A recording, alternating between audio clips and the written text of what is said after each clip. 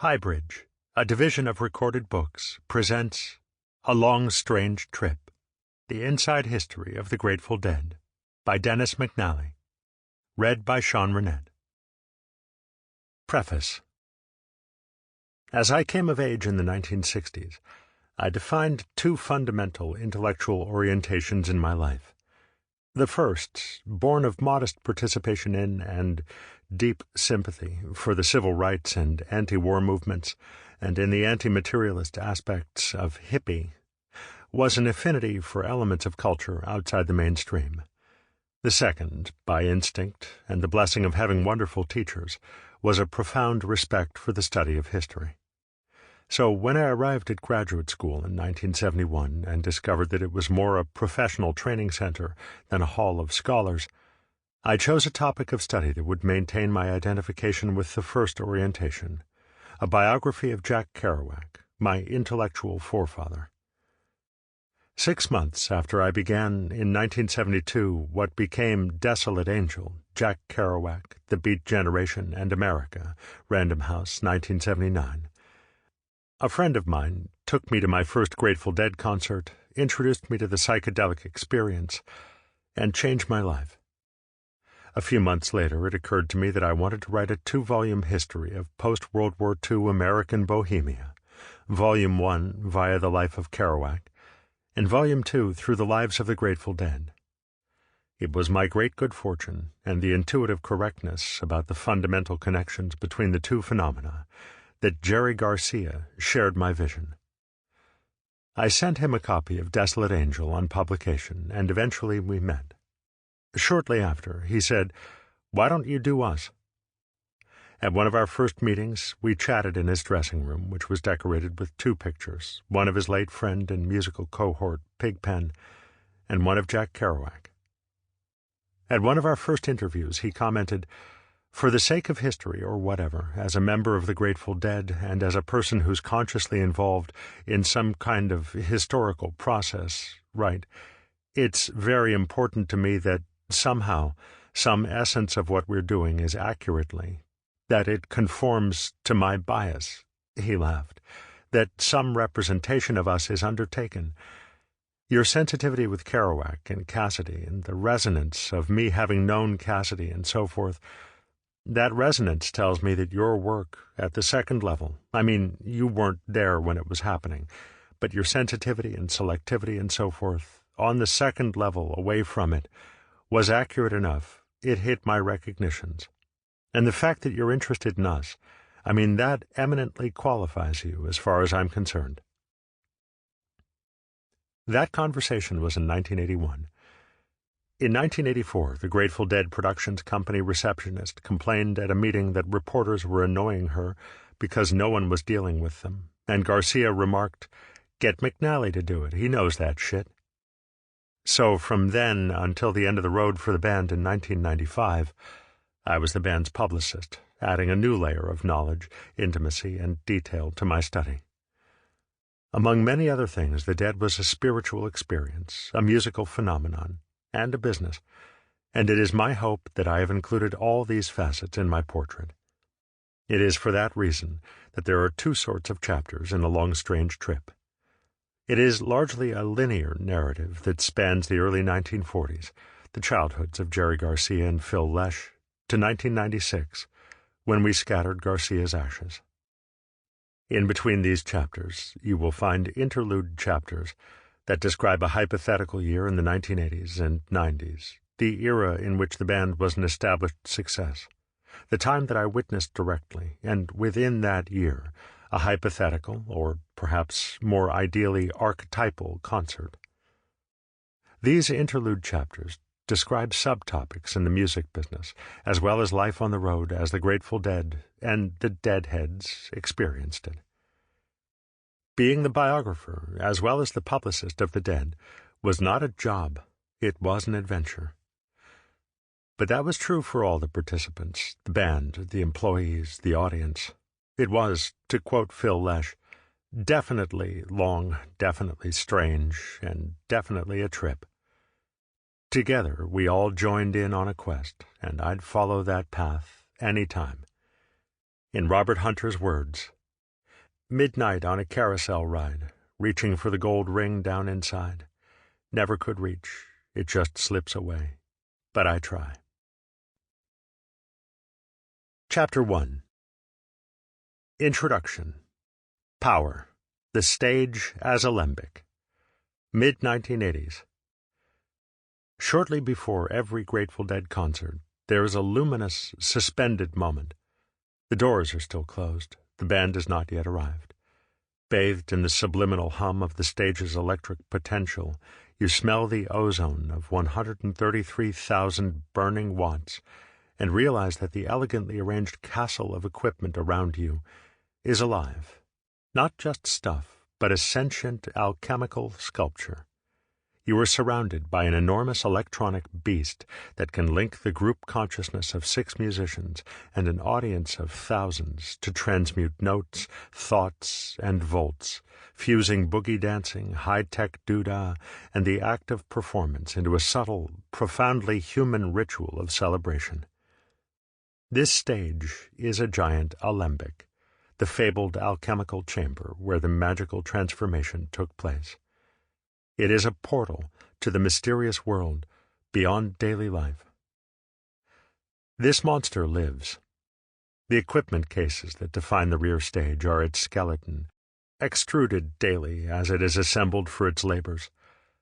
It breathes through the pulsating speaker diaphragms, the interconnecting cables are its nerves, and it hears through a $30,000 harmonic analyzer originally designed by NASA to evaluate the aerodynamic strength of metals. The ears and the brain, a 48-channel sound mixing board, are positioned in a booth 85 feet away in the center of the hall. From there, the stage seems a smooth, powerful monolith, its base draped in black, the undecorated equipment atop it set in a symmetric arc. Backstage, the seams are more evident. From the top of the center rear stage stairs, you stand behind and between the 2 glistening drum sets that anchor the setup. At far left front of stage sit Brent Midland's Hammond B3 organ, a Yamaha synthesizer, and his own small mixing board. Next to Midland's corner, moving toward the center, is guitarist Jerry Garcia's equipment cabinet, essentially a frame that holds a sound effects rack, a preamplifier, a Macintosh 2300 amplifier, and 4 JBL speakers. A floor strip with 2 foot pedals and 7 switches, labeled Mutron, Oct, Boss, Wah, Dist, Phase, Delay, sits in front of Garcia's vocal microphone. It is secured to the worn Afshar-style stage carpet with gaffer's tape, the unique product of a small New Hampshire company, which is the secret ingredient that binds together all live rock and roll. Some 700 pounds of sonar drums and Zildjian cymbals make up each of the 2 trap sets played by Mickey Hart on the left and Bill Kreutzmann on the right.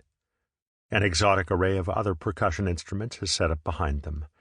The front row, the amp line, continues to the right with rhythm guitarist Bob Weir's Godzilla 1000 amplifier and a cabinet holding 8 Gauss 10-inch speakers. Phil Lesh's Godzilla and a sound processor bass monitor, essentially a small computer, define the right side. A mixing board for the monitors, the floor speakers facing the musicians, which allow them to hear themselves, fills the stage's right front corner. Both sides of the stage are walled off by the boxes that carry the 90 steel-jacketed NASA surplus cables, snakes, and 27 Crest power amplifiers that energize the system.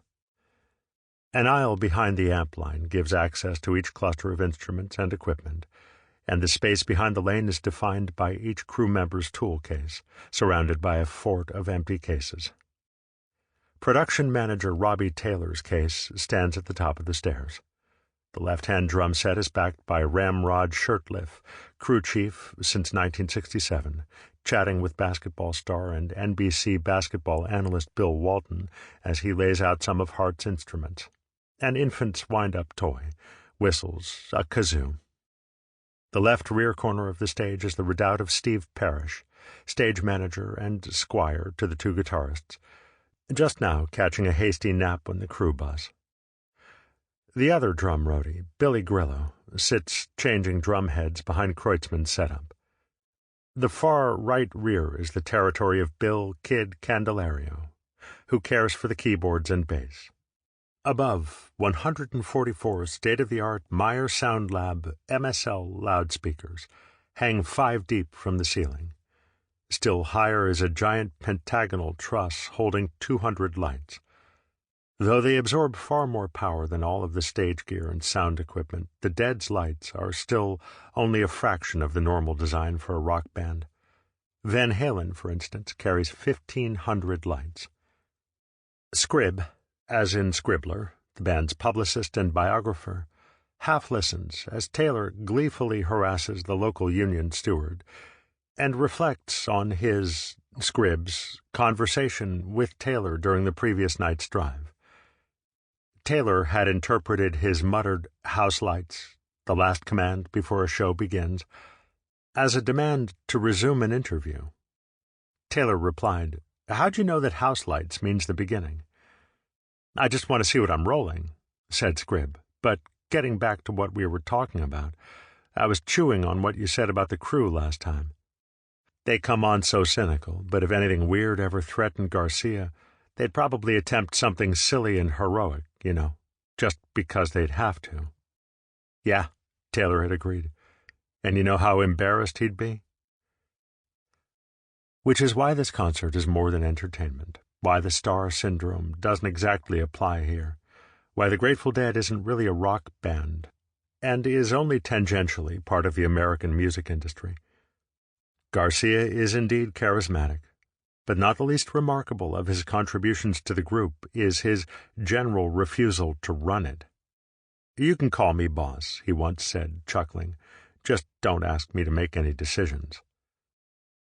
That is why the fans, the colorful, exuberant deadheads gathered outside, are members of a cult that at its best serves Dionysus rather than individual performers, and why the police, veterans of these parking lot festivals, understand the benign nature of their guests and are smiling at them.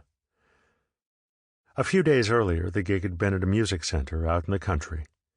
The endless, sleepy commute, a 45-minute spin on an unfamiliar road from a generic Ramada Marriott Sheraton through endless, geometrically identical cornfields to a resort nowhere in particular, induced a feeling of absolute random disassociation.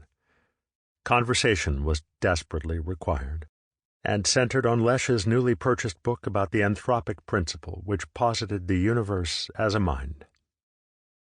Obeying an unspoken protocol, Scribb had left the front seats to the band and retreated to the back of the van. Limousines are thought too conspicuous to consider the band's personalities in archetypal terms.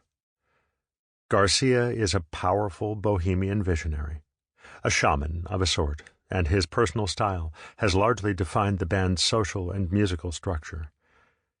Yet his role is nothing like that suggested by the automatic attention paid to a virtuoso rock guitarist or the guru figure the media have fabricated in his name. The band's candidate for handsome rock star is Weir, the eternal younger brother.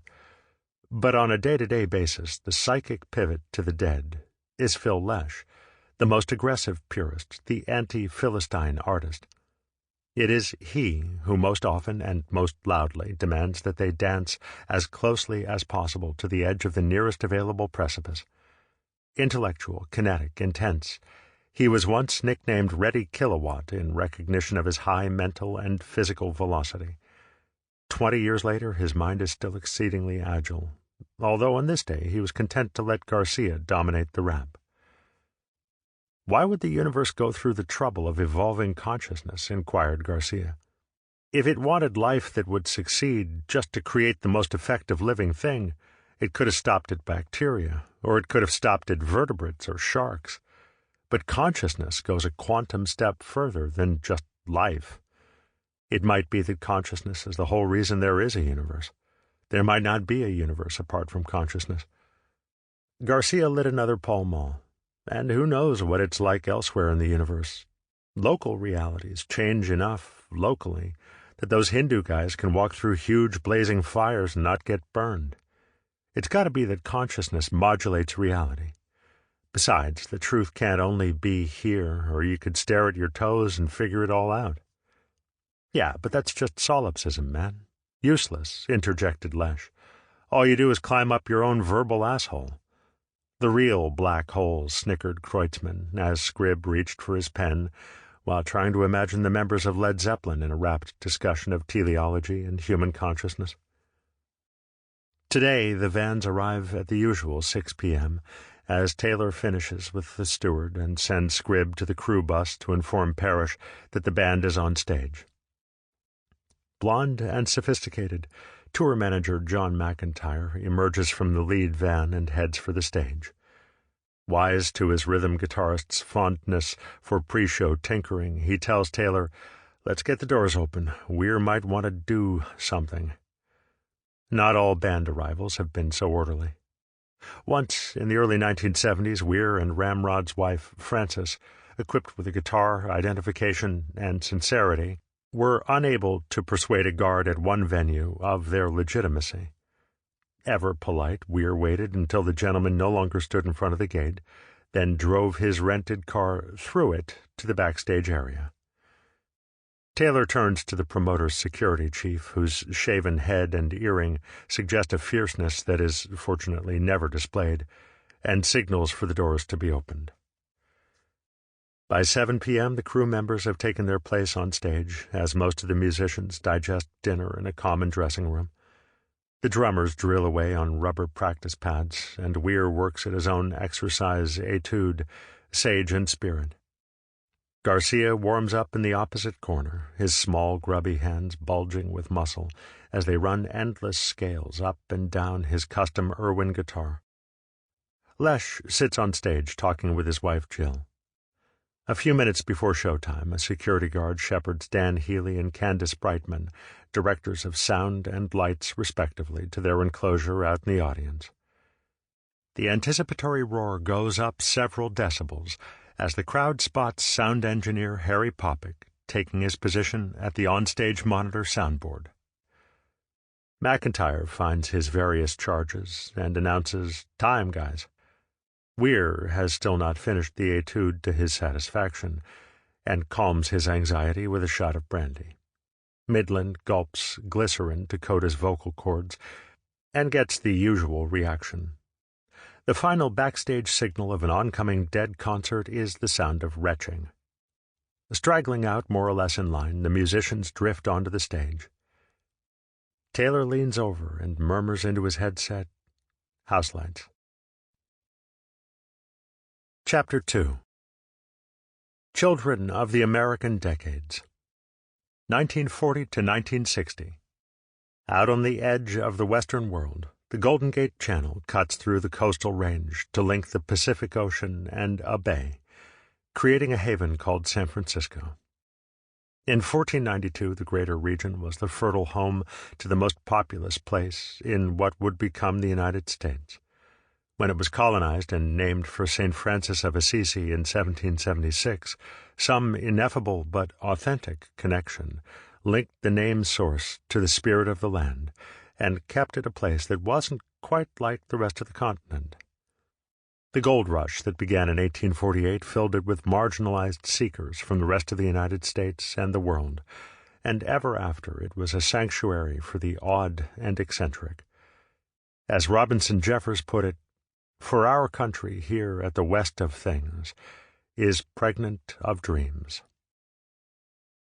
Near the end of World War I, it welcomed Manuel Garcia, an electrician from La Coruña, Spain, who bought a home in the Outer Mission District and settled there with his wife and 4 children.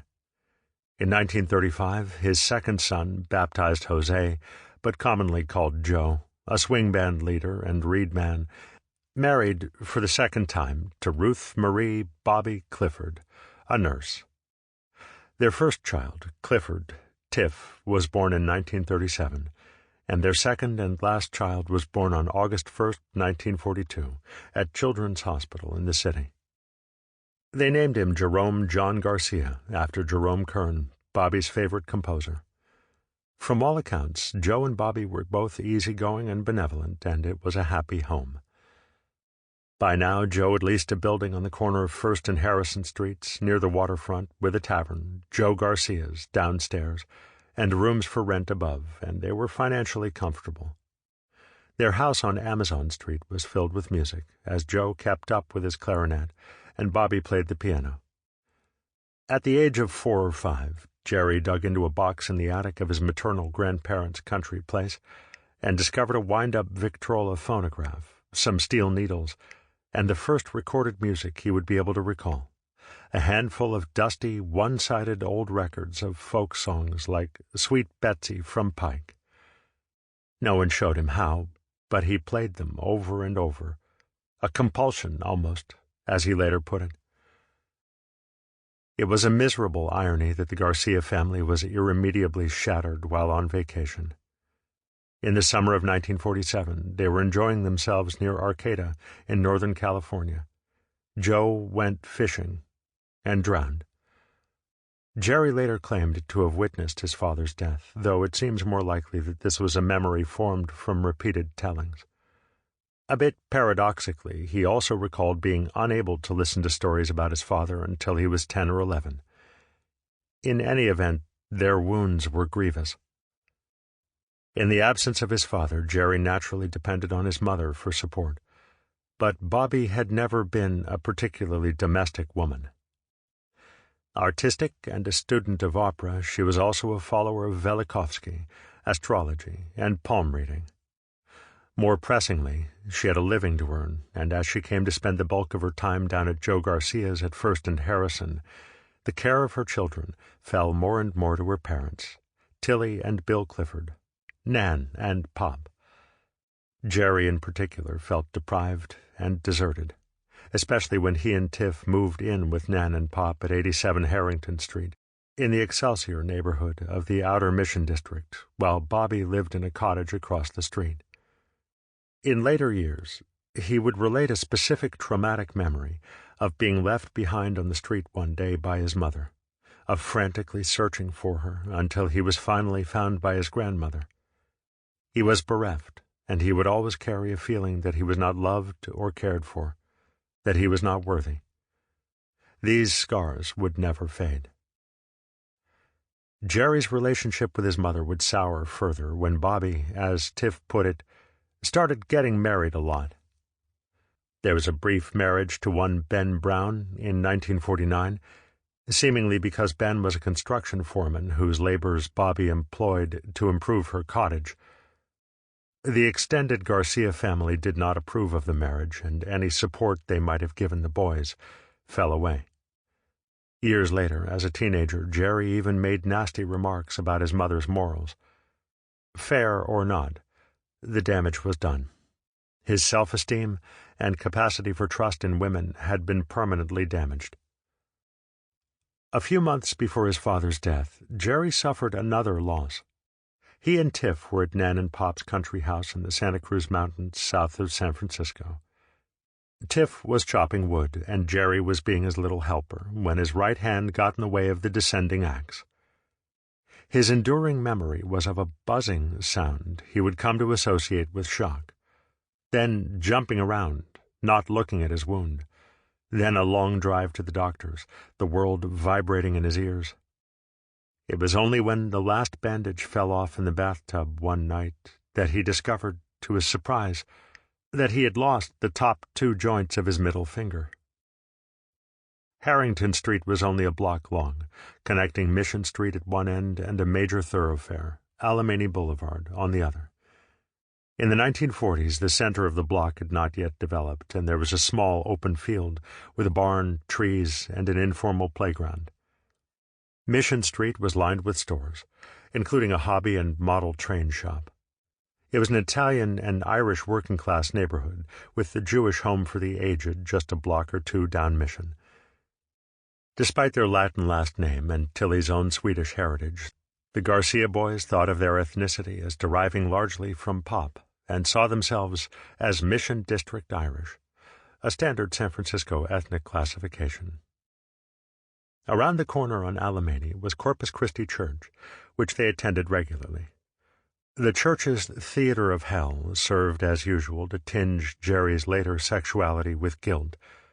But even more important, he realized later, it gave him a sense of the mysterious spiritual world beyond the material one. Life with Nan and Pop had its rewards.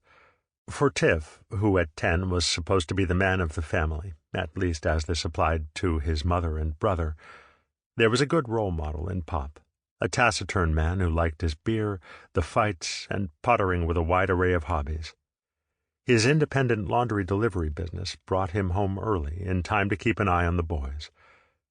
Jerry, by contrast, thought of Pop as a bump on a log, and instead turned to Nan, whom he resembled in charm and gregariousness. Tilly Clifford was a fascinating and formidable woman. A founder and the secretary-treasurer of the local laundry workers' union, she was an expert politician who always dressed well and seemingly knew everyone in San Francisco. She was not to be trifled with. In 1916, she had filed charges against her husband for assault. He was contrite, and the judge had taken his side. "You will run for office again," she warned the court. "I shall see to it that you don't get some votes." Her threat did not seem to have any effect, but she remained unabashed. Jerry would recall her as a beautiful woman with a spiritual quality, an authentic socialist, who was either a fabulous liar or she just genuinely loved everybody. She was also a second-generation San Franciscan, independent of conventional mores, as she openly attended out-of-town union meetings with her extramarital boyfriend. Periodically bedridden by asthma attacks as a young boy, Jerry passed his time reading and watching television.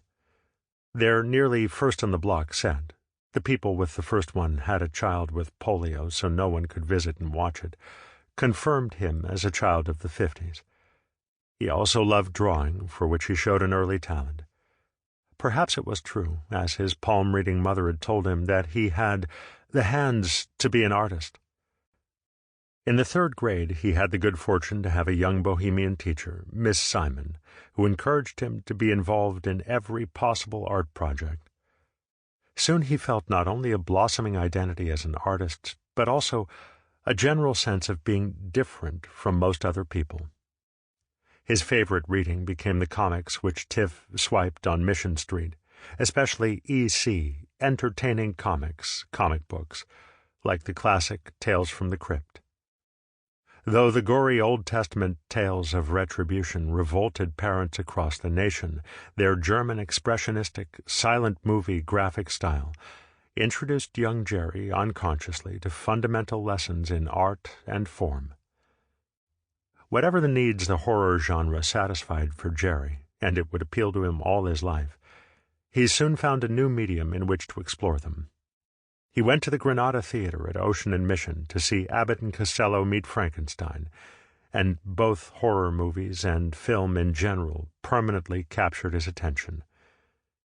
On his first visit, he was so frightened that he couldn't look at the screen, and instead found the pattern of the fabric on the back of the seats engraved in his memory. Striving to master his fear with knowledge, he began to study the classic film monsters, Frankenstein's, Dracula, and the Wolfman. When his reading graduated to novels, his first selection was Mary Shelley's Frankenstein. Horror also influenced his artwork, and his favorite subject for years was Boris Karloff in the Jack Pierce Frankenstein's monster makeup. It was his first taste of the weird, and he loved it. Always. In 1953, Bobby remarried. The boys moved back in with her, and for Jerry, life went straight to hell. Wally Matusewicz was a stocky, blond sailor, a hard-working man who expected his stepsons to work alongside him on home projects. But physical labor was never going to be Jerry's idea of a good time. His relationship with Wally went swiftly downhill for a variety of deeply emotional reasons. In a confused, never-understood way, Jerry had never entirely forgiven his mother for the death of his father, nor for remarrying. Now, hormones swept over him in the usual tidal wave, crashing into the retaining wall of his Roman Catholicism and creating a jumbled mess. As an adult, he would concede that sex and women were never his primary concern, except for when it really runs you around crazy, when you're around 14 or so. Sample complete. Ready to continue?